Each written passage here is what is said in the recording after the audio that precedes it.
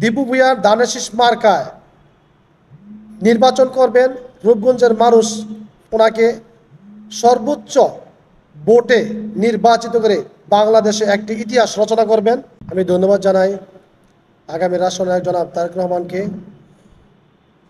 নারায়ণগঞ্জ ১ আসনে রূপগঞ্জে আমাদের সবচেয়ে জনপ্রিয় নেতা জনাব মোস্তাফিজুর রহমান দিপু ভাইকে ধানের শীষ মার্কা উনি মনোনয়ন দিয়েছেন।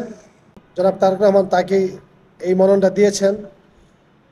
আজকে রূপগঞ্জের যে ৭ই নভেম্বর উপলক্ষে, জাতীয় বিপ্লবী সংহতি দিবস উপলক্ষে রূপগঞ্জের মাটিতে আজকে যে ইতিহাস তৈরি হয়েছে, সেটা একমাত্র জনপ্রিয়তার সর্বোচ্চ স্থানে জনাব মোস্তাফিজুর দিপু ভাই আসীন হয়েছেন বেদে আজকে এই রূপগঞ্জের মাটিতে একটি ইতিহাস রচনা করেছেন তিনি।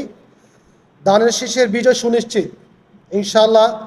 রূপগঞ্জের প্রত্যেকটি ইউনিয়নের, প্রত্যেকটি পৌরসভার, প্রত্যেকটি গ্রাম মহল্লার আনাচে কানাচে দীপু ভূঁইয়ার জনপ্রিয়তা আজকে পৌঁছে গেছে। দীপু ভূঁইয়ার ধানের শীষ মার্কায় নির্বাচন করবেন। রূপগঞ্জের মানুষ ওনাকে সর্বোচ্চ ভোটে নির্বাচিত করে বাংলাদেশে একটি ইতিহাস রচনা করবেন এবং বাংলাদেশের এই সর্বোচ্চ সংখ্যা ভোট পেয়ে উনি নির্বাচিত হবেন ধানের শীষ মার্কায়। এই প্রত্যাশায় আমরা রূপগঞ্জবাসী এখন আমরা অপেক্ষায় করছি।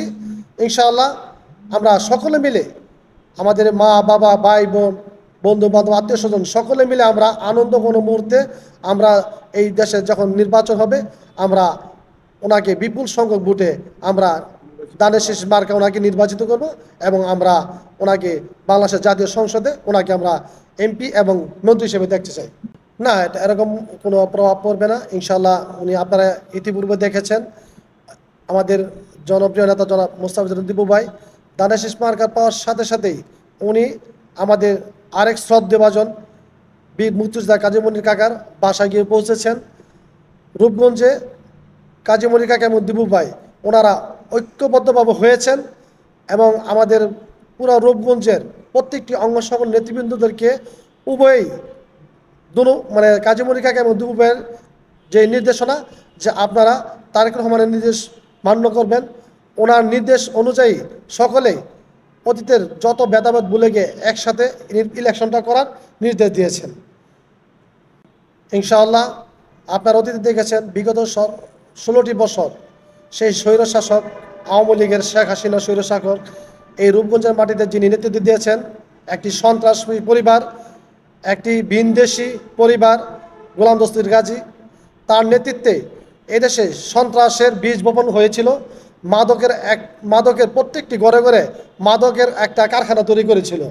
ইনশাআল্লাহ আমরা আমাদের দিপু ভাইয়ের নেতৃত্বে উনি রূপগঞ্জবাসীর রূপগঞ্জবাসীকে ওয়াদা দিয়েছেন যে এই রূপগঞ্জ থেকে উনি সন্ত্রাস মুক্ত করবেন, চাঁদাবাজ মুক্ত করবেন, মাদককে চিরতরে বিদায় করবেন। এটা হচ্ছে ওনার প্রথম প্রতিশ্রুতি। রূপগঞ্জবাসীর চাওয়া পাওয়ার সাথে ওনার যেই ওয়াদা সেটা সম্পূর্ণ উনি 100 দায়িত্ব পালন করবেন ইনশাআল্লাহ। দিপু ভাই উনি রূপগঞ্জবাসীকে দিতে এসেছেন, উনি রূপগঞ্জ থেকে নিতে আসেন নাই। উনি একটি রাজনৈতিক পরিবার, ওনার জন্ম। উনি রূপগঞ্জবাসীর যে সেবাটা দেওয়ার জন্য যেই উনি এমপি হিসেবে দাঁড়ানোর যে ইচ্ছাটা প্রকাশ করেছেন, মূলত অতীতের ন্যায় উনি রূপগঞ্জে মানুষের যে জুলুম অত্যাচার শিকার হয়েছিল এটা উনি কখনো মেনে নিতে পারেননি যে রূপগঞ্জের মানুষ বাইরে থেকে আইসা এমপি হইয়া রূপগঞ্জের মানুষের রক্ত চুষা যে জুলুম নির্যাতন উনি সচক্ষে দেখেছেন, উনি সম্পূর্ণটা নিরাময় করার জন্য উনি রূপগঞ্জের মানুষের জন্য ওনার শরীরের শেষ বিন্দু রক্ত পর্যন্ত উনি দিয়ে যাবেন মানুষের মুখে হাসি ফোটানোর জন্য, এদেশে মানুষের ভাগ্য পরিবর্তনের জন্য, কর্মসংস্থান সৃষ্টি করার জন্য উনি প্রত্যেকটি সেক্টরে, শিক্ষাক্ষেত্রে বলেন,